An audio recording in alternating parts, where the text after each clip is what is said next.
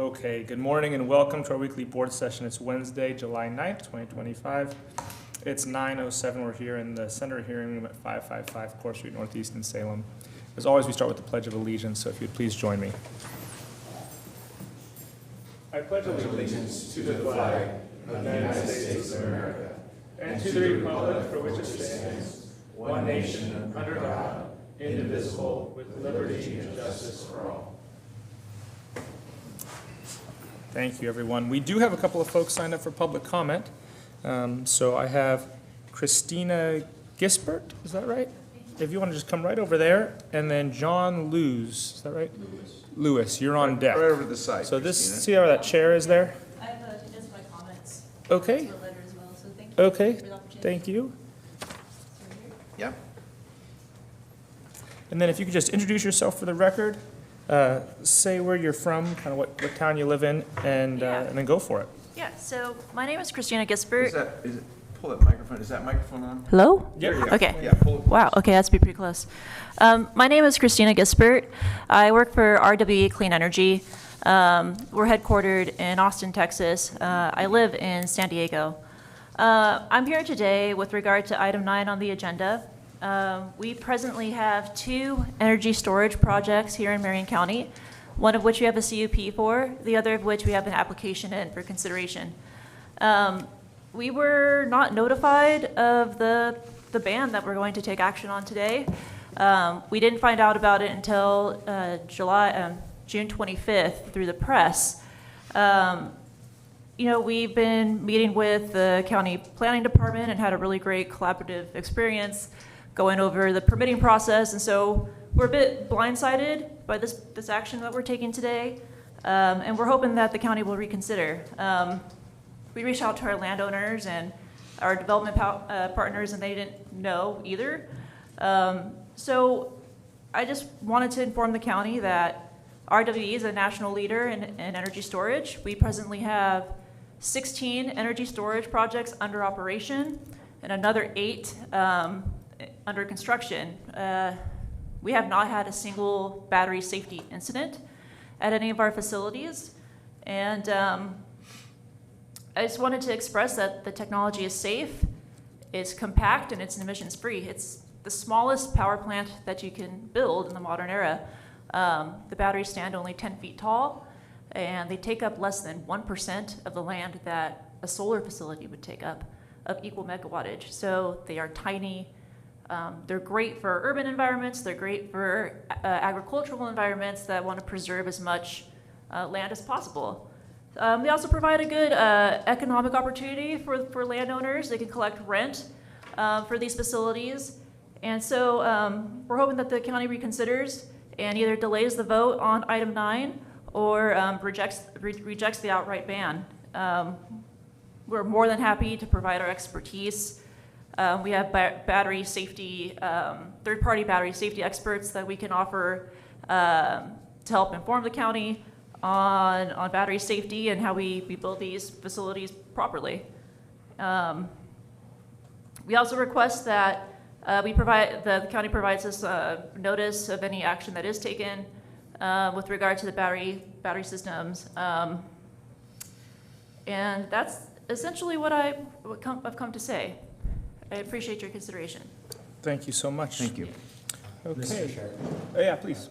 do we have your email address or address for sending notice? Yeah, and I'll hand this Okay. to as well. Great, thank you. Appreciate it, yeah. All right, thank you. All right, John, you're up. Same thing, if you could just state your name and where you live, and then go for it.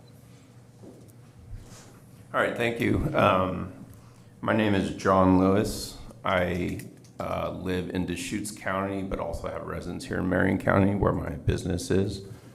I'm a 6th generation Oregonian and a 3rd generation tree grower in Marion County. The 4th generation sitting over there today.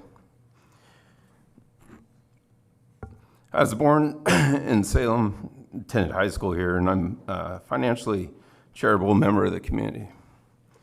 I've personally been an active business owner in Marion County for 27 years, employing thousands of residents in that time.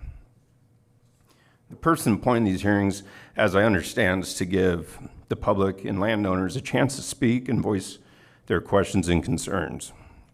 As a landowner in Marion County, with possibly one of the only BSS projects, I'm more than affected than most landowner relative to this meeting. I was not notified about the first public hearing, and I wasn't notified about this one either. I found out through the press, Statesman Journal. Mr. Chair, just to clarify, there's not a public hearing about this issue today.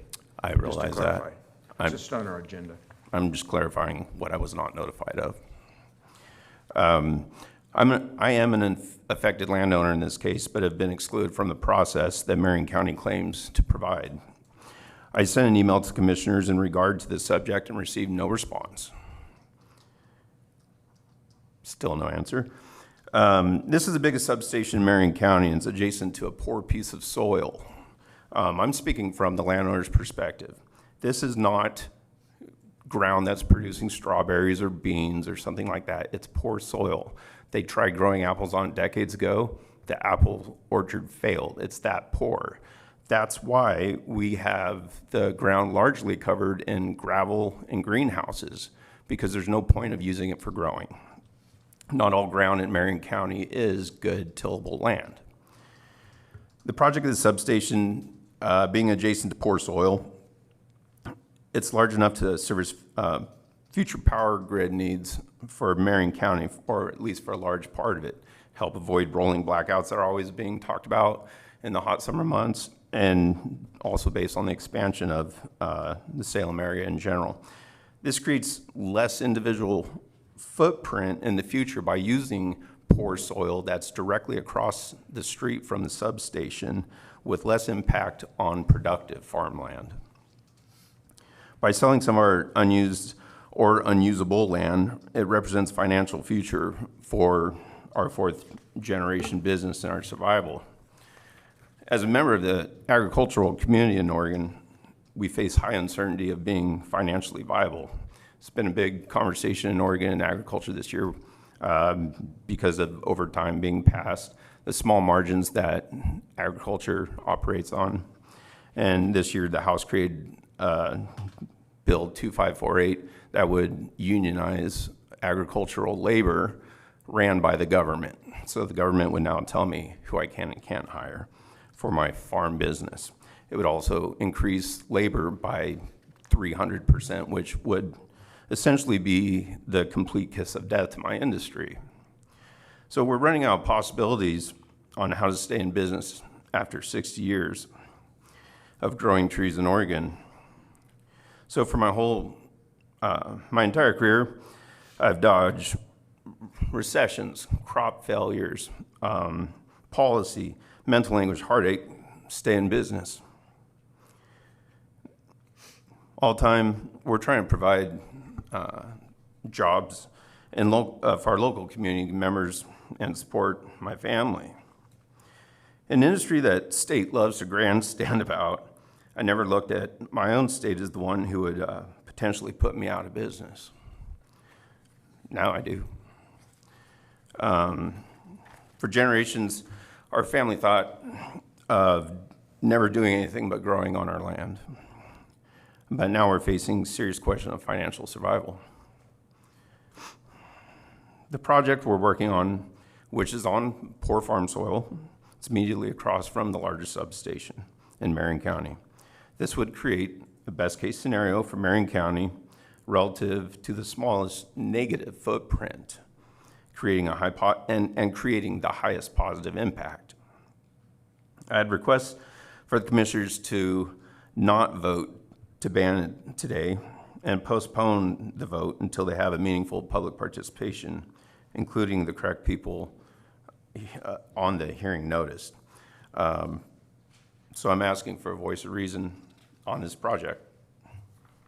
That's what I have to say. Thank you. Thank you. Yeah. Yeah. Mr. Chair, if I would, Yeah. normally we don't comment on public comment, but John, thank you for being here today, and As a business owner too, I couldn't agree more, and I think Commissioner Willis and I couldn't agree more about what the state's done to businesses here, and yours too as well. We are going to have an opportunity to talk about this issue a little bit more. So just, if you want to stay around, you're welcome to do that. If you've got business to take care of, we understand that as well. You're a business person. So thank you. Thank you, Mr. Chair. Well, and the only thing that I would add is, I know that, based on the comments, it sounds like there's some feeling that there wasn't notice or ability to participate in the process. I think your being here today actually, in my mind, suggests that the notice was effective. So the way that the land use process works is we have the initial meeting specifically so that people like the press can come, tell the community what's going on, and then there's a period of time before the ordinance is actually adopted. So we can think about how we're going to do, how we notice 350,000 people of every action we take. That's something that, but what we currently do is we post our meetings on the website. We invite the press to those meetings. They report on them in the hopes that folks who are affected can have the opportunity to comment. And my sense is that that's been able to happen today, and I think we're certainly open to more conversations in the future. Okay. Next up, we have a proclamation for the Sheriff's Office and Juvenile Department.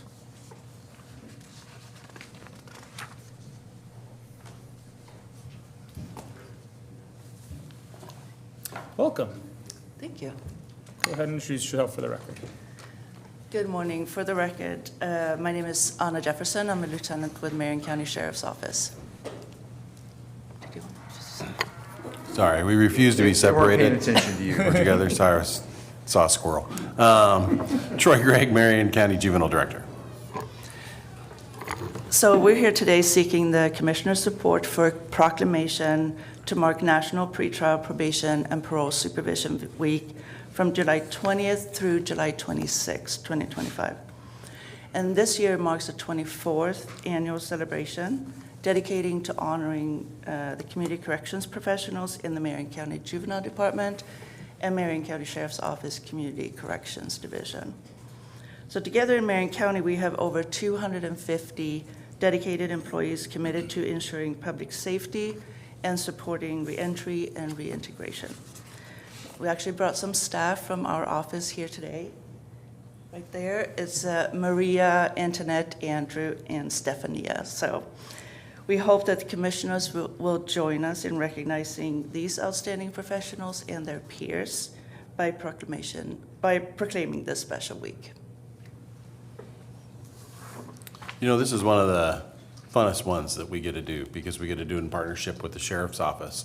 The hard work that our probation and parole staff ultimately do in the end is the cornerstone for the work that we do at the Juvenile Department, I know in the Sheriff's Office. The goal behind everything that we do is to prevent individuals to go deeper into the system and to give opportunities for change and growth and just having better opportunities in their lives. And so this is the kind of the funnest week to be able to put forth as a proclamation and just celebrate the hard work that everybody do that continues to grow and be more and more challenging, whether that's budgetary reasons, whether it's new laws coming into play, regardless of what it is. But the reality is that I know, as well as the Sheriff's Office knows, the probation staff are the backbone for the work that we do when it comes to kids and adults.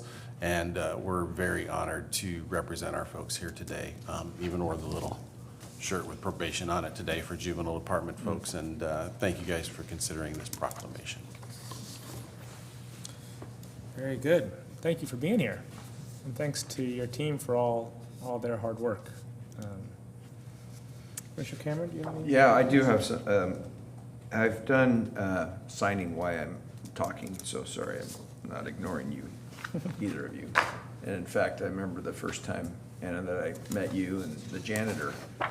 I think I was still over in the State House, and Steve, right? And since then, I've done three ride-alongs, I believe. One with, just recently retired. Cleo? that was interesting. And realized some of the efficiencies that could help them, and with some of the technology they needed when they were out in the field, et cetera. And I think we pushed that forward and solved that. And then I did one, I remember with the sex offender unit, several years ago. That was really eye-opening to me, and what the work they have to do and where they go. And then just recently with the female population, with Kelly and Connie, and saw what they do, and met some of their clients, et cetera. So I really appreciate the work they do and how they handle the individuals that are under their supervision, and how they treat them with respect and yet accountability at the same time. It's a tough job. So really appreciate all of them, everybody that works in those fields. So thank you. We have a really good team. I was going back and forth on whether to say this, but I'm going to have to, because we're all adults. One of the things that's frustrating is the legislature that just sine died didn't adequately fund our parole and probation team. Right, we're facing some cuts, and I think that's a horrible thing. I think it's a horrible thing that for a group of people that do such incredible work and keep our community so safe, that the legislature didn't value their work. And I think we're gonna do everything in our power to kind of protect your program and protect the integrity of what you do, and the good people who serve our community.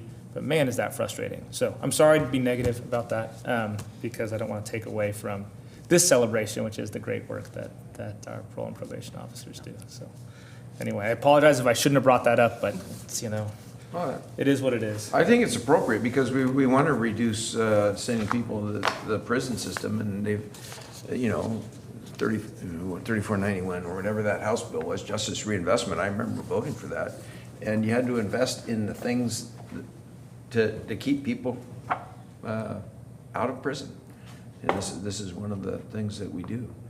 So, yeah.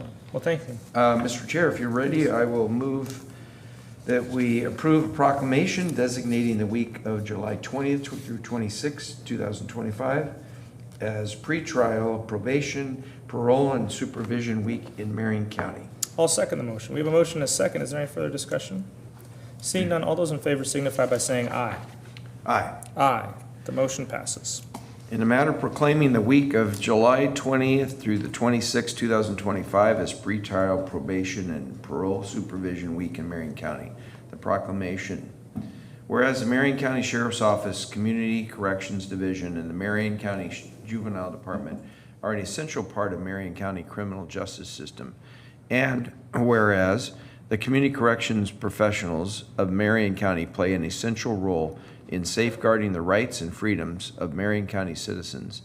And whereas the community corrections professionals of Marion County recognize their duty to serve the people of Marion County by safeguarding life, property, by protecting them against violence and disorder, and by supervising and monitoring activities of adult juvenile offenders living in Marion County. And whereas the community corrections professionals of Marion County provide services and referrals for offenders and work in partnership with community agencies and groups. And whereas the community corrections professionals of Marion County promote prevention, intervention, and advocacy. And whereas the community corrections professionals of Marion County provide services, support, and protection for victims. And whereas the community corrections professionals of Marion County embrace evidence-based practices, utilize the effective practices in the community supervision model, and are a true factor for positive change. And whereas it is important that all Marion County citizens know and understand the duties, responsibilities, hazards, and sacrifices of their community corrections professionals. Now, therefore, we, the Marion County Board of Commissioners, do hereby proclaim July 20th through 26th, 2025 as pretrial probation and parole supervision week in Marion County, and encourage all citizens to honor the community corrections professionals of Marion County and to recognize their achievements. Dated in Salem, Oregon, this 9th day of July, 2025. Thank you. Now, you got to come up and take a picture with us.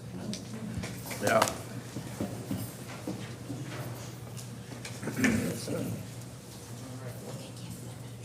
Okay.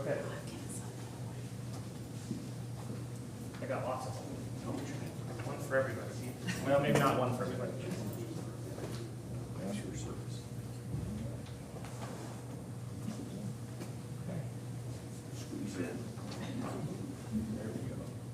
Okay, you guys ready? 3, Smile, Troy. 1. One more. Good, thank you. Thank you. Thanks, Troy. Good job. Thanks, Anna. Great to see you. Thanks for being here. Really appreciate it. Thanks for your work.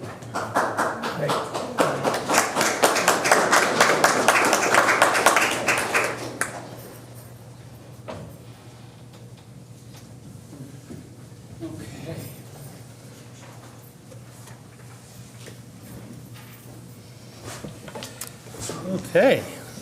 Commissioner Cameron, would you please read the consent agenda? Here we go again. All right. All right, Mr. Chair, I'll move the consent calendar. First, under Board of Commissioners, Board Committee Appointment, Intellectual and Development Disabilities Advisory Committee. Approve orders reappointing Kathy Schnelby as chair with a term ending June 30th, 2029, and Michelle Sabernagel as vice chair with a term ending June 30th, 2027, to the Marion County Intellectual and Disabilities Advisory Committee. Under Business Services, approve amendment number 1 to the Public Improvement Agreement with Woodburn Construction CMGC LLC to add $375,001.68 for change orders for unknown conditions encountered during construction phase of Marion County Health and Human Services Behavioral Health Crisis Center new location remodel project for a new agreement total of $1,659,321.68 through February 28, 2026. Under Community Services, approve amendment number 2 to the standard professional services contract with Mal Foster and Alonji Inc. to add American Rescue Plan Act funding in the amount of $360,288 for a new contract total of $581,842.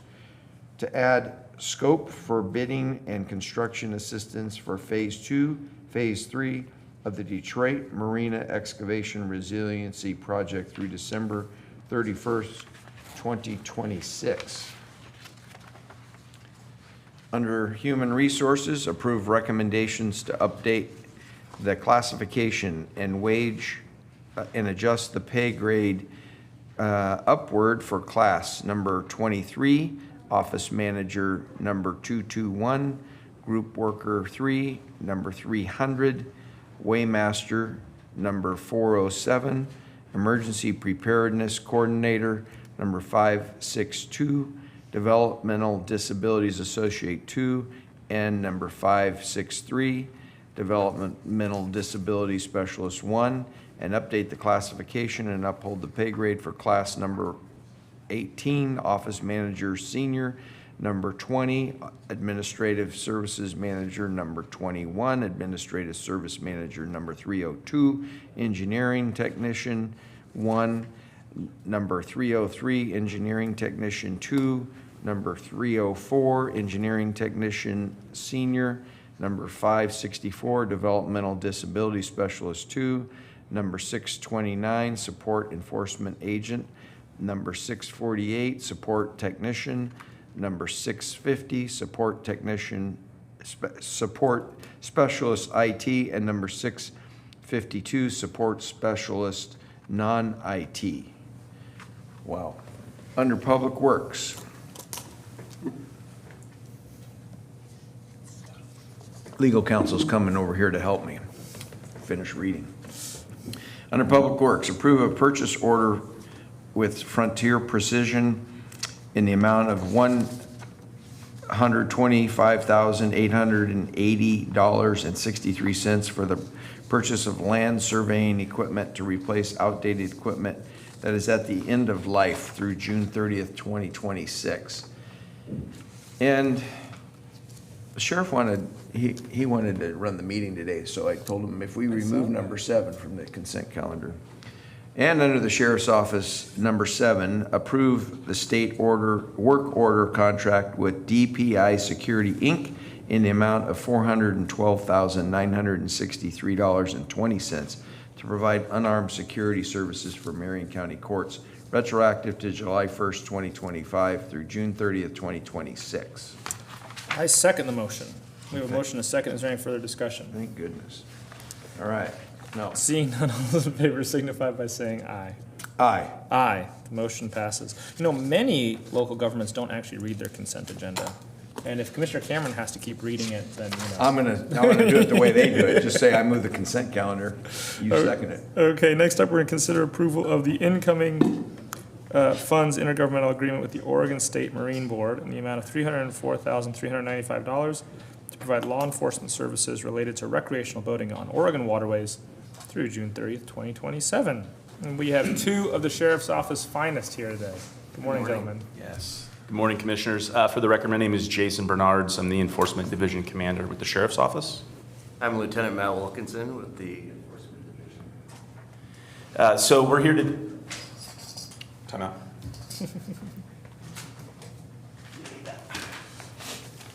As you're both aware, we're here today to talk about the intergovernmental agreement between the Sheriff's Office and the Oregon State Marine Board. So this agreement is on a biennium basis through June 30th of 2027 in the amount of $304,395. The reason for this IGA is basically related to the enforcement related to recreational boating in the state of Oregon. So as the board's aware, there was a 30% increase statewide to every county's marine program. You say increase? Decrease in funding from the state, from the Marine Board. So one of the bad things that happened from that is our neighbor in Polk County, based on that decrease, had to remove their Marine Patrol program from the county, from the Sheriff's Office, so they no longer have that, which in turn now canceled the IJ that we had with Polk County for the Willamette River. They were supposed to with that IGA that was in place, they were patrolling that area in our busy months during the summer while we were up at Detroit and in other waterways. And so they're no longer doing that. And so now that responsibility falls upon the Sheriff's Office. So we had asked, or the board had asked at management update that we provide just a kind of a brief overview of our Marine Patrol program and then what those responsibilities would be. So Lieutenant Wilkinson and Sergeant Olson compiled this PowerPoint presentation. I'll make it brief because I know we're busy today, but just as kind of a brief overview. These are the boats and the vehicles that we have currently for our Marine Patrol. As you can see there, 3 boats and the jet skis. I'll let Lieutenant Wilkinson talk a little bit more about the boat here in a minute that goes along with this IGA. This is our current Marine Patrol team. So Deputy Corey Larned, we have Deputy Dave Zahn, who's our temporary Marine Patrol deputy up at Detroit. We have 2 seasonal Marine Safety Cadet positions, or MSOs that we call them. And then Sergeant Olson is the program manager or the supervisor for that. These are their duties. You're both intimately familiar with that, but enforcing boating laws, mitigating and marking water hazards, investigate and report boating incidents to the Marine Board, and then water safety presentations for the educational side of boating. These are the current waterways when we're taking this IGA out of it right now. So it's Detroit Lake, Big Cliff, the Santiam River, Elk Lake, Dunlap Lake, Olalley, the Silverton Reservoir, and Turner Lake is what we're responsible for now.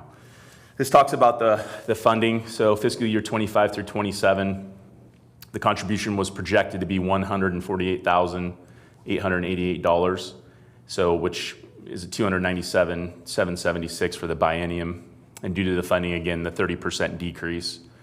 What that adds is the addition of the Polk County portion of the Willamette River, which the Marine Board has agreed to, since they no longer have the Marine program in Polk County, is to give us those funds that Polk County was going to get, which comes out to the $93,983 for the biennium, or $46,991.50 per year. And then you see the new total there for the $304,395. So these will be the new responsibilities, Commissioner. I think you asked during the management update what that looked like. And so basically what those jurisdictions are is from approximately Wheatland Ferry, and it runs to the confluence of the Santiam River and the Willamette River. It's about river mile 73.5-ish to river mile 110.5, so about 37 miles of that river. This section of waterway was previously covered by Polk County from Memorial Day to Labor Day, which was that IGA that I was talking about earlier. This is the boat. I'll let Lieutenant Wilkinson kind of talk a little bit about that. He's more familiar with it. But due to the Marine Board funding, we were due to get a new boat. That is no longer going to happen.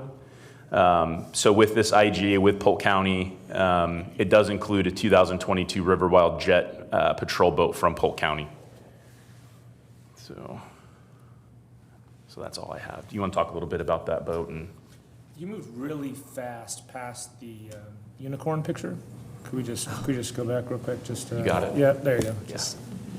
Yeah, we can leave that up. Yeah, you know, Right. I'm just looking at you, Lieutenant Wilkinson. Look at the unicorn behind you. It just That was for seems Commissioner Bethel, and she's somewhat not even here, appropriate. so.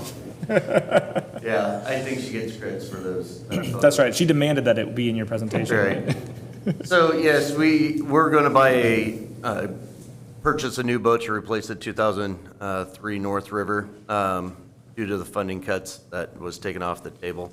However, we will be receiving Polk County's 2022 River Wild, and also looking at purchasing through the Oregon State Marine Board through an amendment, a inflatable striker boat for low water rescues and patrols. That'll help considerably for the Willamette River as well as the Santiam River, where we experience very low water. As you drive over the bridge or anywhere up the Santiam, you can see, the bottom of the river, and our large boats such as that are not able to be used on that. So those are a couple of the benefits as well coming from this. Commissioner Cameron? Yeah, Mr. Chair, thank you. So the boat that we're canceling, was that money coming from the Marine Board? It was. So we canceled that. Is that part of our 30% haircut? No, that would have been a contract amendment as well to purchase that. However, due to their funding cuts, they don't have the money to provide that through a That contract amendment. Okay. But when I looked at the numbers up there, when we add in, we get a boat, plus we add Polk County's dollars, we're actually higher than what we were before our 30% is. Slightly. But we got to take on the patrol of the river, or rescues in the river. We aren't going to be patrolling it all the time. Correct. Potentially, there could be a patrol out there once in a while. Okay. Yeah, and I think it's important also just to note, we're on the hook for that area now anyway, even if this IGA does not go through, we still have to cover that area. Right. Because that IGA with Polk County's gone now. Right. What's the, if I will, Mr. Yeah, Chair, please. what's the relationship between Salem Fire? Do they have a boat or they sank it or something? What? Both. So we provided a boat when we sold our 1998 custom weld, and so we sold that to them when we got our new Rogue Jet.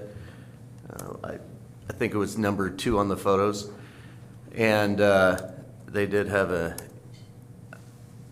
bad experience on the Willamette at one point where a boat did sink. They have since replaced their boat.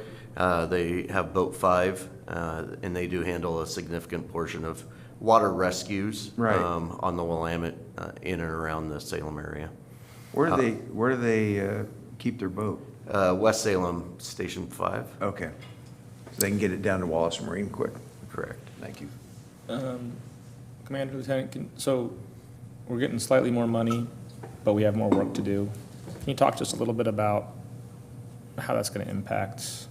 I know, like everybody, there's not an overabundance of staffing in the police world today. So could you just kind of comment on how we're going to manage that? Yeah, I'll just get kind of a brief overview. Obviously, it's going to add to workload that we already have. And as you said, we're short-staffed. So I think where my thought process is with this is that we're responsible for that anyway. So now we're getting another boat to be able to hopefully store somewhere that's closer, so we have a quicker response to that. I'll let Lieutenant Wilkinson talk a little bit about the contract, but there's no specific requirement as far as patrol goes with this contract. So it doesn't say, hey, you need to be here for this many hours or whatever that looks like. So we have a little bit of wiggle room there where we can work that into our schedule based off of different patrols. But it's definitely, it's going to be a higher workload for us, 100%. Yeah, Detroit Lake being one of the heaviest recreation lakes in the state is a high priority for our office as well as the Marine Board.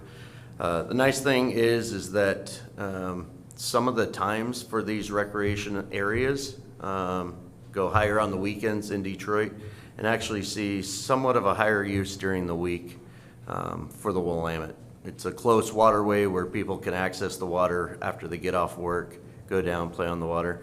So with our patrols being able to adjust that and those lower days that are not as heavy in Detroit, be able to address and ensure the safety of the recreators, show our presence, and make sure people are wearing life jackets, have the appropriate equipment for their vessels. So. Okay, great, thank you. I also think, just real quick, it's also important to note that Polk County is still responsible for the search and rescue operations on their side of the river. So as far as missing folks that go missing from the shoreline or if there's a drowning that comes in, hopefully that doesn't happen. But if that's the case, they're still responsible for that. Okay. Right. Okay, great, thank you. All right, Mr. Chair, if you're ready, Ready? I'll move that we approve incoming funds intergovernmental agreement with the Oregon State Marine Board in the amount of $304,395 to provide law enforcement services related to recreational boating on Oregon waterways through June 30th, 2027. I second the motion. We have a motion and a second. Is there any further discussion? Seeing none, all those in favor signify by saying aye. Aye. Aye. The motion passes. Thank you, John. Thank you. Thank you. Okay, Brandon, you're up next, and we're going to consider approval of an administrative ordinance adopting amendments to clarify the applicability of existing code provisions related to battery energy storage systems in the Marion County Urban and Rural Codes, Chapters 16 and 17, as referenced in Exhibit A and Exhibit B. Good morning. Good morning, Commissioners. For the record, Brandon Reich, Marion County Planning Director. On April 15th, the Marion County Board of Commissioners held a work session to discuss battery energy storage systems. These systems are not expressly contemplated in county zoning code, state statute, or state administrative rule. The board expressed a desire to clarify the applicability of the existing code to the use, and on May 14th initiated a process to consider code amendments. On June 11th, the board held a hearing to consider amendments to clarify existing code provisions related to these systems. The board approved the amendments and on June 25th scheduled adoption of the ordinance for today. The ordinance is before the board for consideration of adoption. I want to point out, there were the public comments earlier, the gentleman that testified that owns property, he has a currently approved battery energy storage system. It's east of Salem near the Bethel substation. And these amendments do not affect that existing approval. That's already in place. It's able to be constructed until 2028. He also has an application in, we received it last week, for a different site, and these amendments don't affect that application either. These amendments affect any application going forward, nothing that's currently in process. Those are part of a different process, and I did connect with the gentleman and everyone here, and they'll be aware of so the next steps in this process would be to develop some standards that the board could consider for how a battery energy storage system could be applied for in Marion County. And one of the components of that is even verify with the state on rural land that these are allowed under some method of the existing zoning that the state's approved in the statute. So the people here that provided testimony or comments this morning I've connected with, and they'll be able to be following the process for the standards that we would develop to bring to the board for the board to consider. Okay, thank you. Thank you. Commissioner Cameron, do you have a question? Yeah, so Brandon, I just want to make sure, so you're saying those projects are going to move forward, but we don't have standards developed yet? The one project is approved to move forward, be built by 2028. The other was just applied for. Okay. And planning hasn't made a decision on that one yet. Okay. So part of what I thought what we did was take action, Mr. Chair, it was take action because we didn't have any standards, the state didn't have any standards. We said, whoa, time out here, we want to make sure. This reminds me of the solar issue that came to us where we had a room full of people standing outside on both sides of the issue because of what it was doing to farmland, et cetera. So, and we had to make sure we took the right action. So what I'm wondering is if we approve this item, adopting these amendments, are you still having a process where these folks that stakeholders are going to be able to engage in that process to help set the standards that protect them as well as the farmland and neighbors, et cetera? Absolutely. And then will we come back and see those standards again? Absolutely. So basically what I just want to make sure by approving this today, one project's moving forward already, the other one's on your desk, that potentially could move forward. There won't be other projects until we have moved forward with these new standards. Is that accurate? Correct. Okay, I think those are all my questions. got it? Yeah, so I just want to make sure. given that context, I'm comfortable moving forward. All right. The committee to develop the standards would include experts in the field as well as people farming property, as neighborhood groups, people who are interested, or property owners who could be affected. So we're going to have a breadth of people involved to decide how to best manage these to not impact the community. Yeah, so things like the notice we were just talking, somebody was talking about, they didn't get notified. So if somebody was applying for one of these, a permit to cite one of these things, in our standards, there would be, because the state doesn't have it now, but we would have some sort of a notification standard where we would Yes. notify existing Absolutely, could be part of property it. owners within. All right, good. Okay. Okay. All right, Mr. Mr. Chair, Motion. I will move that we approve an administrative ordinance adopting amendments to clarify the applicability of existing code provisions related to the battery energy storage systems in Marion County urban and rural zone codes, Chapter 16, 17, as referenced in Exhibit A and Exhibit B. I'll second the motion. We have a motion and a second. Is there any further discussion? Seeing none, all those in favor signify by saying aye. Aye. Aye. The motion passes. Thank you, Good. Brandon. Thank you, Commissioners. All right. Okay, Chris, you're up. Oh, I don't see Chris. I see Brian. Brian, we're going to consider approval of an early work amendment, number 1, to the Construction Manager General Contractor Agreement contract with Sladen Constructors Incorporated to add Federal American Rescue Plan Act funds in the amount of $581,348 for a new contract total of $762,596 to procure long lead time equipment required for the Marion County Brooks Hopmere Water and Wastewater Improvement Project through December 31st, 2026. Good morning. Right. Good morning. Brian Nicholas, Marion County Public Works Director, standing in for Chris Einmo today. He managed to grab a week vacation. Good for him. Yeah. So I let him go.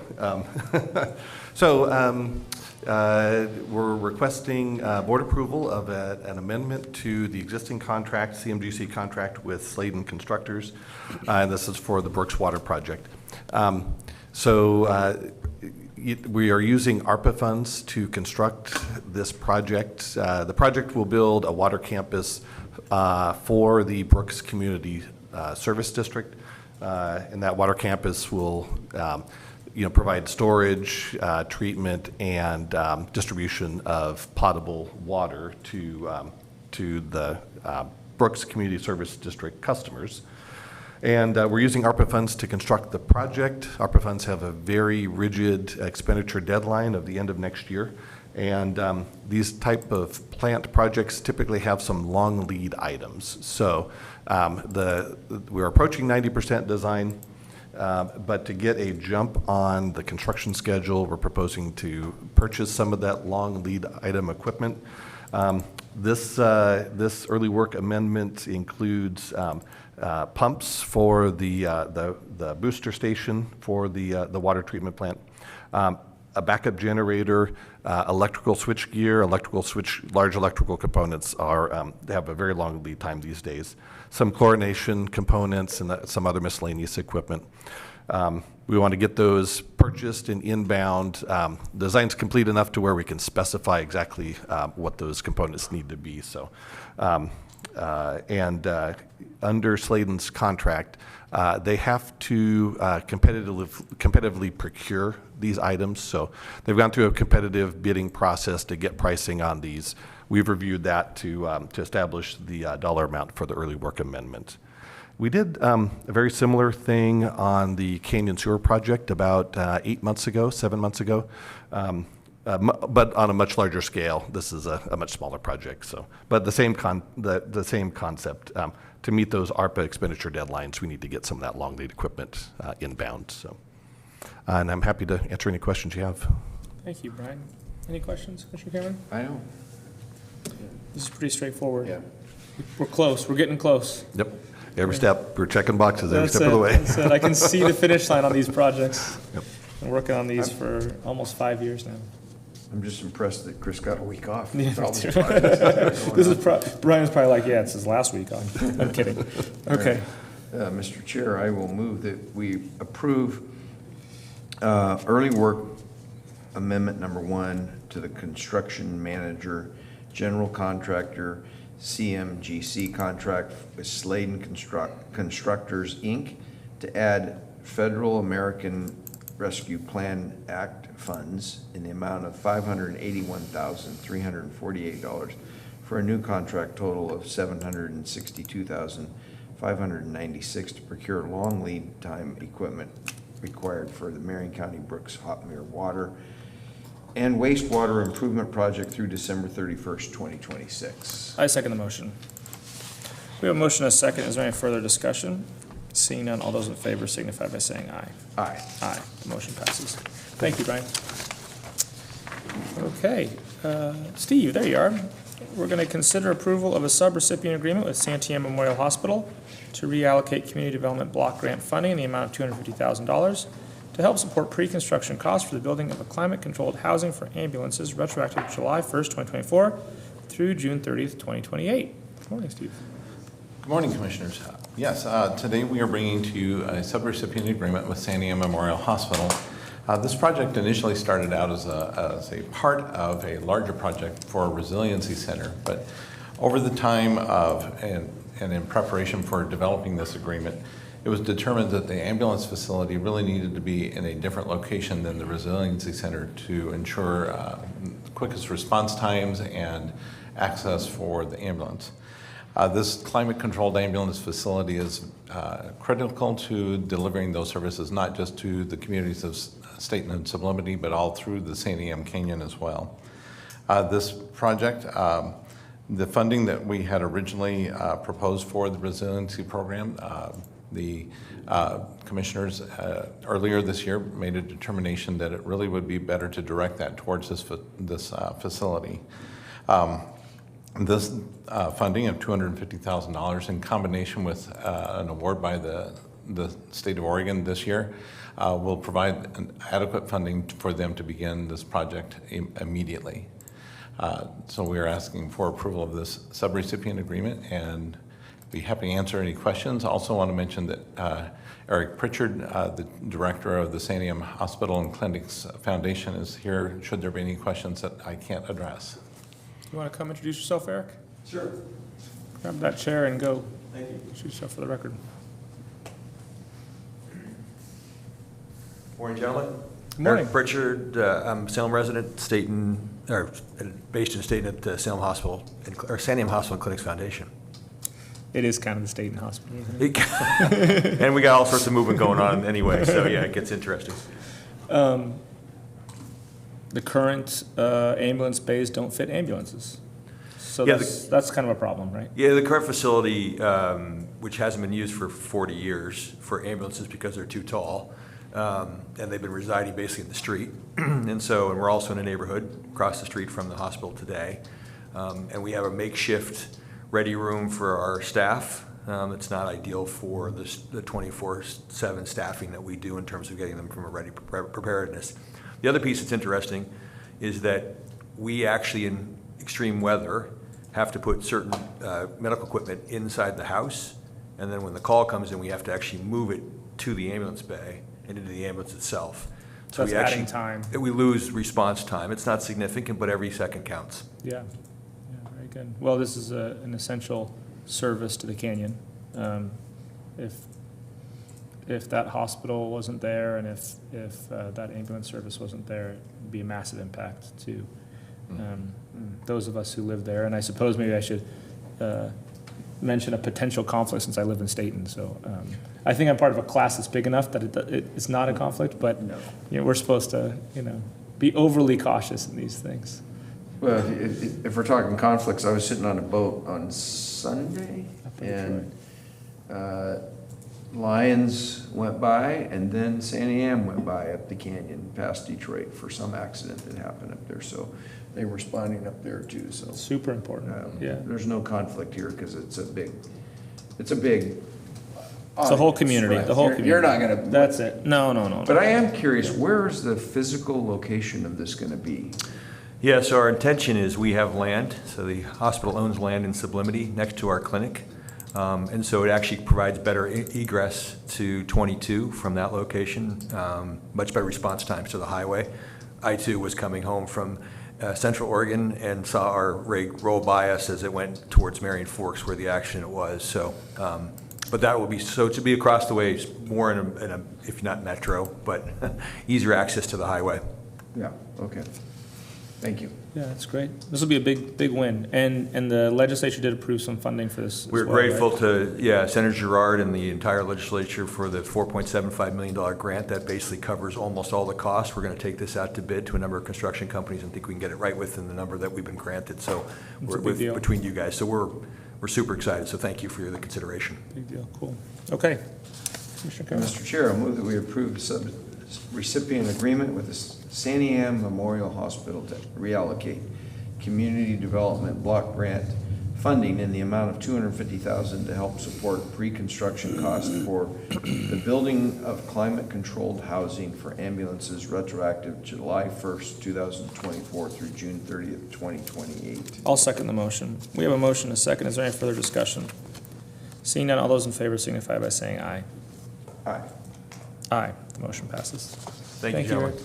Thank you. And you're not leaving, Steve, you're still here. No. Because I'm going to open a public hearing to consider the United States Department of Housing and Urban Development Community Development Block Grant and Home Investment Partnerships Program 2025-2026 Annual Action Plan. Go for it, Steve. Good morning. So this is our annual process to bring to you the U.S. Housing and Urban Development's annual action plan for the 2025-26 fiscal year. Essentially, this is the plan that documents the projects that have been selected for funding through the Community Development Block Grant and the Home Investment Partnerships programs that are awarded to Marion County each year. As part of that,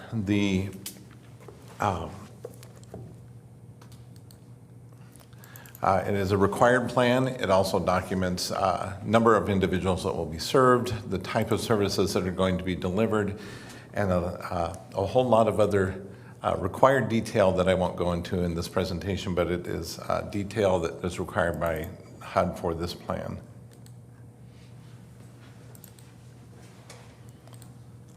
Our funding that was made available to us this year from Community Development Block Grant was $1,420,109. From the Home Investment Partnerships, it was $494,534. In addition to this, and I'm including this project, or this source of funding is not included in our annual action plan, but I'm mentioning it because it came about as a result of our application process for selecting projects. So the commissioners for one of the projects opted to use $150,000 of opioid settlement funding to fund that project, and I'll speak to that in just a couple of minutes. So how we were directed to allocate these funds for the Community Development Block Grant, for program administration, $284,023, and that does have a cap from the U.S. Housing and Urban Development on how much is available to Marion County to cover administrative costs. For Catholic Community Services, a commercial kitchen and vocational training center, $225,000. For Marion Polk Food Share, purchase a larger facility for $300,000. Marion County Homeowner Residential Rehabilitation Program, $398,070. And for Family Building Blocks, expansion of services, $100,000. And for Liberty House, expansion of services, and this is into North Marion County, of $113,016. The other project that came about through this application cycle was a Valor Mentoring Youth Mentoring Program expansion for $150,000, and this is the one that was selected to be funded with the opioid settlement funds. For the home programs, home investment partnerships programs, Community Housing Development Organization set aside, which is a requirement by HUD each year, 15% of the allocation is required to be set aside for this program. So that was $74,180. And just as a side with that, if that has not been contracted with one of these organizations in 2 years, those funds are then made available for the program allocations 2 years later. Home Buyer Assistance Program, $370,820. And the administration of this program, $49,534. And just as with Community Development Block Grant, there is a cap on these funds as well as how much is available to Marion County. And with that, I would entertain any questions. I also want to mention that Ian Davidson and Rick Galpel from the Marion Polk Food Share are here, should there be any questions regarding their project. I think you guys should come up and introduce yourselves. Are they signed up for public hearing? They are not. But they can, you come on up. You just have to sign up on the way out for the public hearing. Rick Goppo, Marion Polk Food Share, Marion County resident. Ian Dixon McDonald, also Marion County resident, Marion Polk Food Share. You guys have some exciting news. We do. We received a contribution of $6 million from the state. We received so far $7 million in local community donations, seek an additional $7 million. We are cobbling together both community support and government support to build a larger new facility to serve Marion and Polk counties for the next 30 to 50 years as we can see it today. Fabulous. And you're funded now, so you can move forward with that project. We are. There's still $7 million we're seeking in public community. I don't mean government support. I mean local community philanthropy. Okay. But we are moving well ahead. Our numbers and our projections are looking good. It is. We are challenged a little bit with the timing of some funding. We were seeking. General funds, we got lottery bonds. So as I tell people, I have a $6 million problem, which is better than a $0 problem. Fair enough. So, Fair enough. Okay. so we're excited about this, and we're excited about the county support. Very good. Well, thanks for being here. Thank you, Mr. Chair. Rick, what's the total budget for this? Current budget is about $25 million all in. That is acquisition and remodeling for the long-term facility. It will also be the food banking. So Marion Polk Food Share is unique in the food banking world. About 5% of food banks roughly run both food banking, which most people understand, and we run Meals on Wheels. Most food banks do not do that. So we will now house our Meals on Wheels and food banking all in one building. Our Meals on Wheels is actually having the highest constraints. They are located in Center 50 Plus in a kitchen that was designed to serve Center 50 Plus lunch clients. We're making about 1,000 meals a day there right now. So Wow. What's going to happen to your existing building? we'll eventually sell it. Eventually. We don't have we do not have a version of needing two buildings. This is our big goal is to be all under one roof. We really think about this not only about efficiency of staffing, but also community engagement. We want our community to come and volunteer, and the image that we talk about is people come into the door and say, oh, you'd like to work on Meals on Wheels, turn left. You'd like to work in the food banking side, turn right. but for the community to see this as all one mission, feeding people in our community. Very good. Commissioner Cameron? Well, I didn't realize you were doing the Meals on Wheels out of that kitchen. We are. I remember- It is not easy. I remember years ago when I was had 3 or 4 restaurants here in town, and we looked at that, they were putting it out to bid, and we looked at that as an opportunity and went, no, I don't think so. It would have been pretty tough, so. Yeah. One of the reasons we need to move is we literally make half our meals in one kitchen at our current location. We make the cold side, we make the hot side at Center 50 Plus. Those meals have to be joined together every day. It is easy to imagine more efficient ways to make meals. Oh, yeah. That's a logistic nightmare. It is. All right. Thank you. Thanks for Master being of here. understatement over there. Thanks for what you do for our community, and thanks for being here today. I appreciate it, and I just really state that it is a combination of both government support and generous local community support, and that's how we feed families in our community. I think I've been a monthly sustainer. When was Ron there and he did that sustainer soup thing? About 2009. Yeah, It's a long time, Commissioner. yeah. I don't know. Comes out of my checking account every month. I We guess. appreciate that. Yeah, All are welcome to do that. yeah. It's a pretty good program. It's not a lot of money. It's just every month. Yeah, it's good. It's great. Okay, I don't have anybody else signed up for public comment. Nope. All right. In that case, I will close the public hearing, and we will consider approval of a resolution to adopt the program year 2025-2026 annual action plan under the Community Development Block Grant and Home Investments Partnership Program. Yeah. Anything to add before we vote on this motion? Nope. Okay. All right, Mr. Chair, I'll move that we approve a resolution to adopt the program year 25-26 annual action plan under the Community Development Block Grant and the Home Investment Partnership Program. I'll second the motion. We have a motion and a second. Is there any further discussion? Seeing none, all those in favor signify by saying aye. Aye. Aye. The motion passes. Thank you. Thank you, Steve. That is it for our agenda, Commissioner Cameron. Do you have anything you want to add to the record before we? Well, happy birthday, America.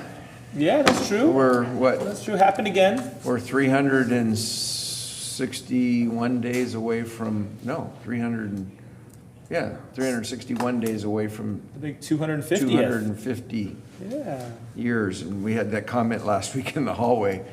I think I said, I don't know how many civilizations have lasted that long, right? That's good. The Great American Experiment. It was a good weekend, a lot of people having a good time. I'll tell you, the lake was, Detroit was the most crowded I have ever seen it. I think because of the good work the foundation's been doing to put on events up there, but also because the 4th was on a Friday. Now there you go. And they had entertainment down at Cane's on Thursday. They had a thing in the park. Really, this woman had a great voice on Friday night and then Saturday night. And then I had a big household. In fact, I kind of felt like you did. Probably every day, but I had like 11 people. It's getting kind of crowded in here. 2 grandkids, 3 dogs. Yeah, it was, and a lot of people having a good time. But I think safety-wise, it was pretty good. There were some people shooting off illegal fireworks that shouldn't have been done it. But and then what was it I was going to say about this week? Yeah, something coming up. Oh, the fair. The fair, that's right. The We fair have tomorrow. The Marion County Fair. Tomorrow night, the Marion County Fair opens up. We have our volunteer service awards. What time is that, Gary? You think? 5:15. After that, it's a veterans recognition, and then we have our elected officials barbecue. Are you able to make that? I am. I'm going to be at all the things. Okay, good. So And the Marion County, the Marion Berry Pie. You're judging competition. that, I'm yeah. the judge. Yeah. So there's still time to get your pie in. I'm not a good enough food critic to do that, because, yeah, I have to have homemade ice cream on it. For I'm me. not saying I'm a good food critic. It's sort of random. But I'll tell you what, 2 years ago, this gal came, and you could tell she'd kind of had a crazy day, and her pie won, and she was so ecstatic.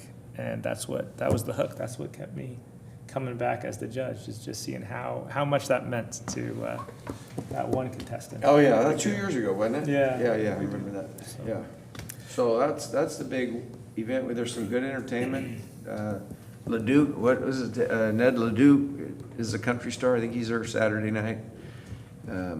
Yeah, good weekend It's coming up. my kid's favorite. We've done the state fair, we've done the Marion County Fair, and I'll admit to being biased, but the Marion County Fair is way better For your kids, yeah, for kids. yeah, that's great. Okay, with that, we're adjourned. Thanks, everybody.